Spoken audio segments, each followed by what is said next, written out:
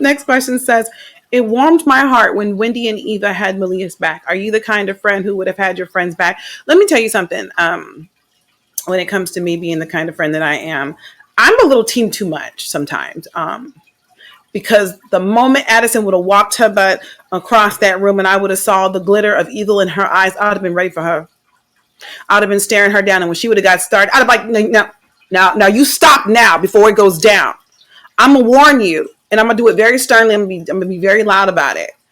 But all the stuff that she was able to get out, I would have turned it out. I'd have been like, no, you be quiet, Kyria. You be quiet, Alicia. Because you did wrong for what you're doing. I mean, sometimes I feel like I'm kind of like Mama Bear sometimes. I just kind of do a little too much, I think. But because like they're very capable women of taking care of themselves. They don't need me fighting their battles. They really don't. Like they can turn up too. But I'm very, very protective of my girls. Very protective of the people that I love and care for.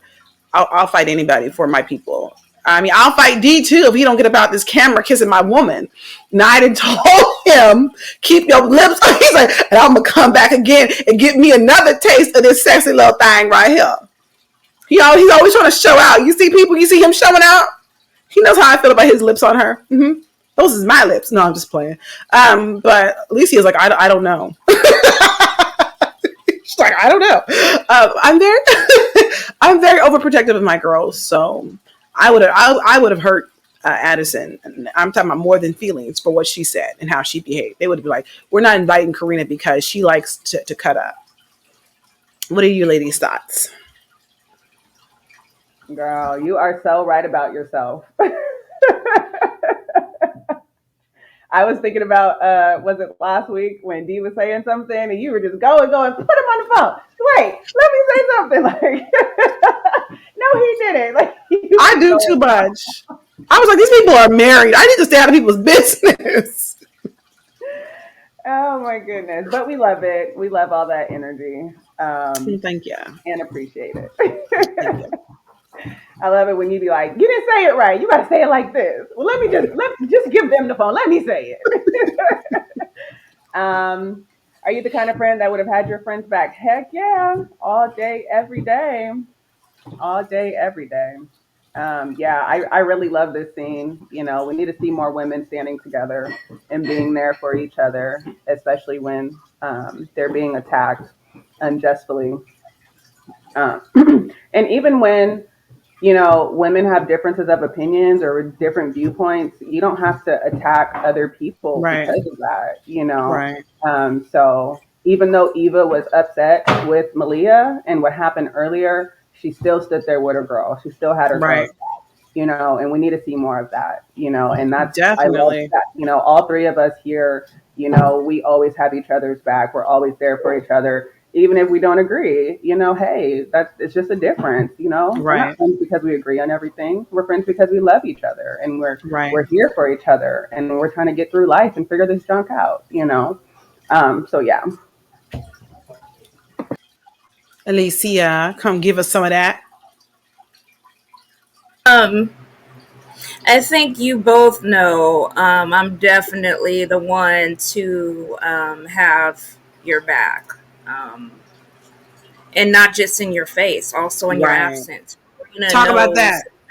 They used to be at the funeral home or just anywhere, and if I hear her name, I'm like, oh, hold up. If you talking about her, you talking about me. You didn't know that, did you? And so after I bring them a little heat, I call her up, be like, yo, just so you know, boom, boom, boom, and so yeah, I'm definitely that friend. If I ride with you, I ride with you. Yeah, hardcore. Yeah. Let me tell you, Alicia will check my mama. Alicia will check my mama. When she hear my mama trying to make a slight comment, she be like, I know you ain't talking about Corenna. Because she be like, that's not warranted. You said what about who? But she'll call it out. Let's talk about it. And call it out. And we'll talk about it. And then if you want, we can even call. I always have, Corenna on speed dial. Let's call her. Let's get her opinion. That's okay. That's okay. Don't worry about it. Right. Like, it's cool. Everything's fine. Well, let me make a quick phone call. Put somebody on speaker. You can tell her yourself. But yeah, after that first little insult, Addison, she would have found a drink in her face, A big um, one. a big one. She wouldn't even have got that far. She would have been running out that church drenched Oh in yeah. wine or champagne or Hmm. whatever they were serving. So yeah, I got my girls. Definitely. And I think a lot of times people will do stuff and they're like, it was the alcohol. I'm not blaming nothing on the alcohol because even when I have too many drinks, I know what I'm saying. Like I can tell you the next day, like, yeah, I was just loosey goosey, but I still know what I'm saying because I didn't drink to the point where I blacked out. They had just got started drinking wine and mimosas.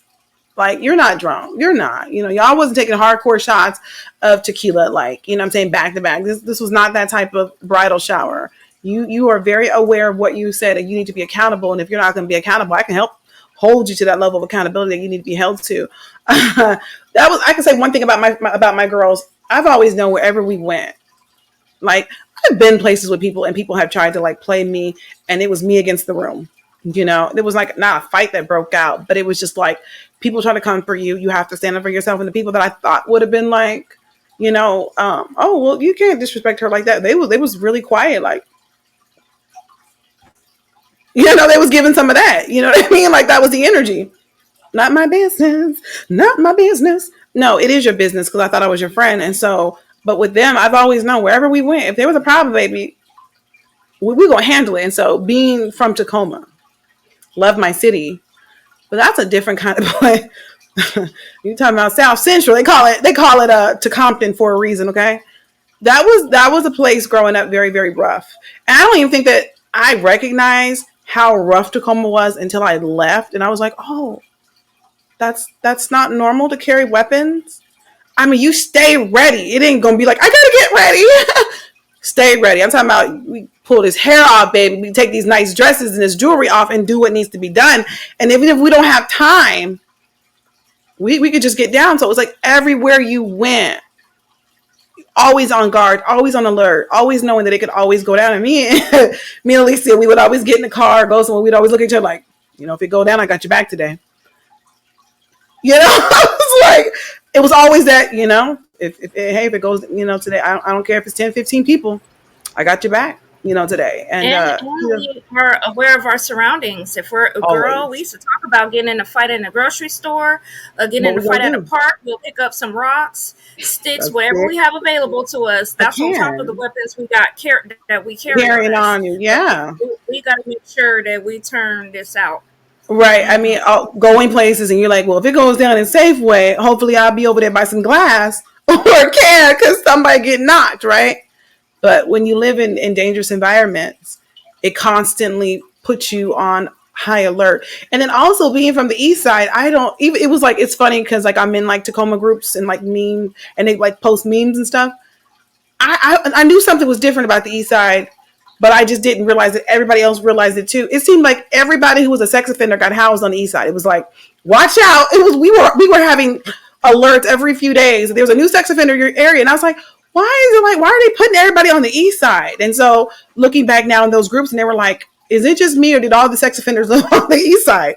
And I was like, okay, so I wasn't just crazy. Like, there was a real problem. So everywhere we went, we always had to be on like high alert. Either you had to fight a dog that ran recklessly. Like, they used to just be animals that ran around. Remember, like, why are all these dogs that were just wild? It was just, Eastside was a different kind of place to live. Being a Run kid. recklessly. I mean, baby, we used to have them big old sticks that we used to take with us because we knew a dog was gonna come out of somewhere. But we was ready for a stick. We was ready for a predator. We was ready for some hating chicks. We stayed ready. But it's just hard to live your life always like that. But when you're from certain environments, you learn to be ready. And like Kyrie's mom had this crazy high fence. I'm like, why is the fence so high? Then you go inside her mama's house. She got 18 locks on the door. Like, you got a security like gate and stuff. And I'm like, y'all really, yeah, her mom wasn't playing. Her mom was like, no, me and my girl's gonna be protected with the blood, baby. Oh, Jesus. So, and the security locks and gates and stuff. So, but living in that environment, we knew we always had to stay ready. And knowing that, like, my girls, we weren't gonna just go places and so, well, that's not my fight. Well, it's gonna be my fight today. We'll start none, it won't be nothing. Okay. So that was that.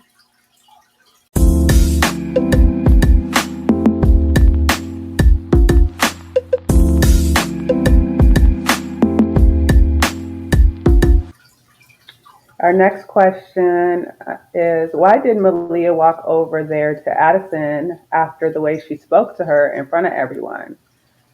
You have to really be a heartless person to, see somebody crying and breaking down and going through those emotions and not care, regardless of what they just did to you or whatever, But, Malia is a wonderful woman, she cares.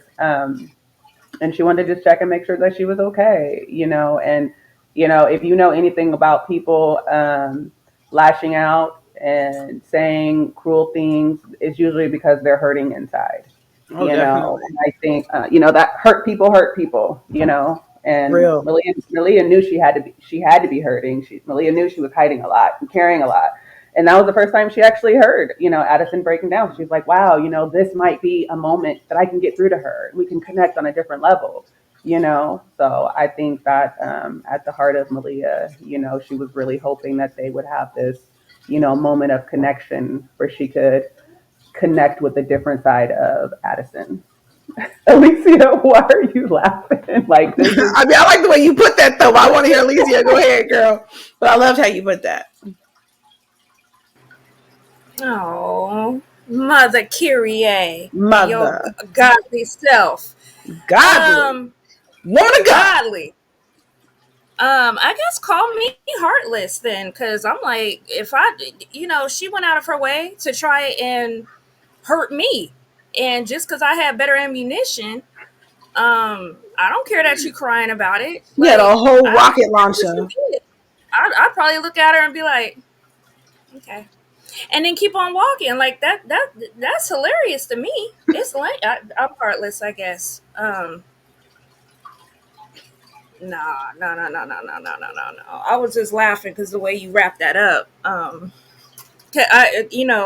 This is where we have totally different viewpoints on it, and I still love you, but I I disagree. I disagree. I disagree. If you can't, don't dish it if you can't take it. Definitely. Because the thing is, Addison wasn't offering no apologies, and even after Malia went over there, which I thought was just insane. I remember reading that, going, "What?" But when she went over there, she wasn't like, you know what, you're right. I'm going through a lot right now, and I just lashed out at you. It was almost like, no, B, I was right for what I said to you, and Mm-hmm. F you and get out of my business. Right. So even more the reason why it's like, yeah, that's why you got served some. You got So served, no, baby. Get you a slice. girl, get you the whole cake. The Shoot, whole get a cake. slice. She was All served the buffet. the whole, yes, all that. So no, I would have watched her cried, and then I would have known that I won, and what I set out to do I did, and I would have went on about my day. So Oh Jesus. You know, when that question came up, I was like right there with you, Alicia. I'm like, But the way Kyrie, you said it, and it was like so beautiful. It was like, wow, like I didn't think about like when you said that when she saw her that vulnerable, something that she had never seen. It was like that wall came down, and Malia being this amazing, sweet person was like maybe she's in the position where we can finally have this uncomfortable situation. I think Malia, like that's in her heart. She always wants peace. She always wants to get along with people, even if we're not going to be best friends. I think she wants to always just get along with people, air it out. Like, what is the misunderstanding?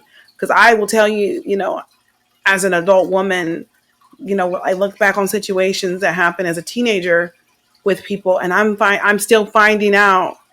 Oh, there was beef because somebody said this. I remember this guy. Men being petty, and he was a predator in the church. Praise God, no praise God, I don't know. Um, put the finger up. This is just off the whole thing, so you could just edit it. It's fine. There was this guy, and we were all like 13, 14, and he was 27 years old. He had no business talking to no little girls, right? He was in the church, and he was a handsome man, but everybody was like, it's weird that he's old as he is, trying to talk to little girls, right? And then he had this really beautiful girlfriend who used to drive like a red Mercedes. And so I'm thinking, he with a whole baddie who has a nice car. And so clearly it was her car because she was always driving him around, okay, in it.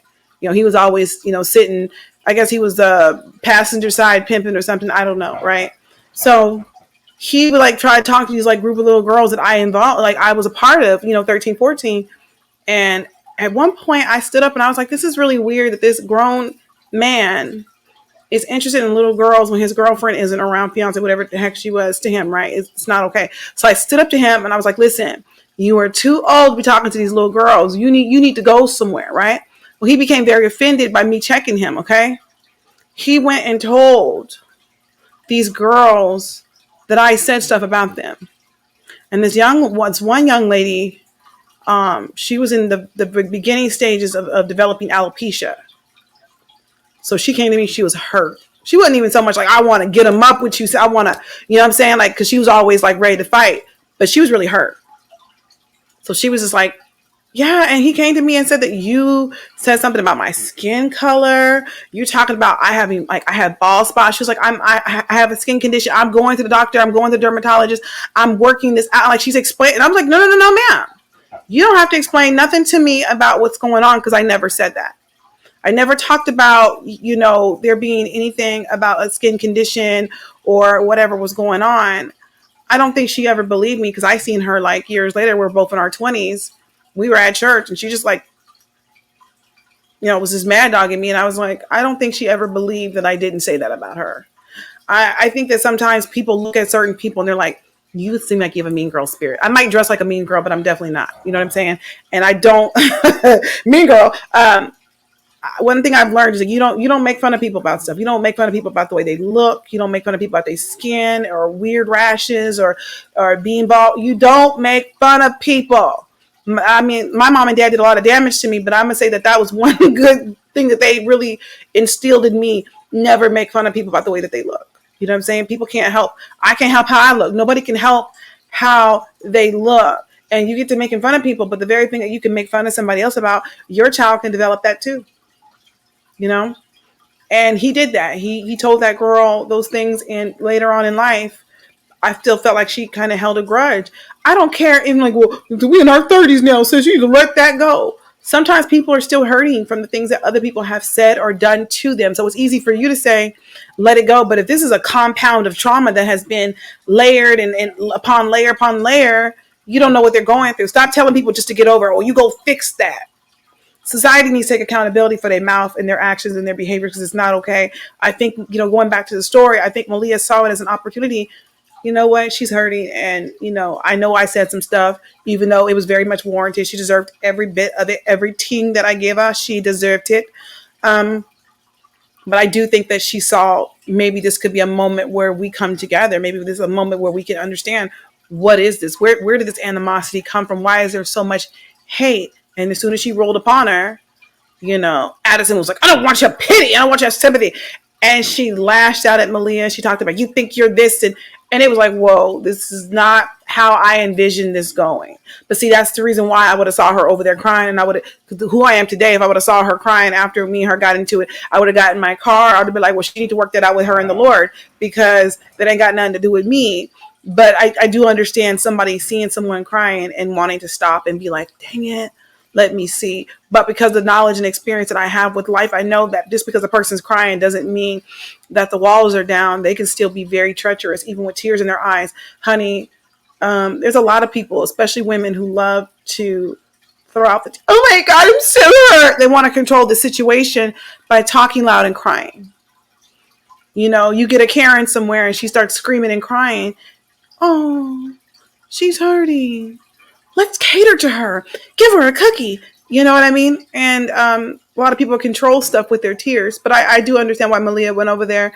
But I'm not Malia. I'm Corenna. And if I see you crying after something you did, you deserve it. All right, next question. Amen. Amen. So now, don't get it. Don't. If I see a stranger crying, There you go. I'm like, hey, what's going on? Or what can I Yes. do to help? Mm-hmm. But if me and you just got done turning up and I won, I could care less about your tears. Bye. Bye. That's all. I Yeah, think I I already definitely said feel like no, but I think I that it's cannot put that up. no, because people have this thing that like, so you mean to tell me that you would walk past a person crying? No, I wouldn't walk past a regular person crying. Addison's not a regular person. Addison is an animal. She's a person who mistreats people, and she got what she deserved. So I'm definitely walking past her after I see her crying. Even if the beef wasn't with me, even if her and somebody else would have turned it up like that, I still would have kept walking because guess what? She deserved it. She brought that on herself. She was Just like when nasty. we remember, Yeah. like when we was kids, we'd get in trouble, and somebody, grandma or auntie or somebody, be like, "Oh, the baby," and then the parent be like, "No, they need to go sit there. I'm not going to allow you to be comforted right now in this moment of hurt. You need to reflect with all that pain." And it may not Mm-hmm. sound good, but it's Mama, like, no, go over there and sit you down. know what she did? Yeah. Uh-huh. Now you want They'll be some. like, Now they you know want what some they did. sympathy. 'Cause, yeah, Grandma Mary would come through with the, well, Heidi, you know, them babies, blah, blah, blah. And no, they know what they did. Now, Mm-hmm. go sit down somewhere. They didn't want to, she didn't want us, go run into grandma, trying to get out of whoopings and stuff, which is funny because she became that grandma later on. She became that But, granny. Don't they yeah, though? girl. Mm-hmm.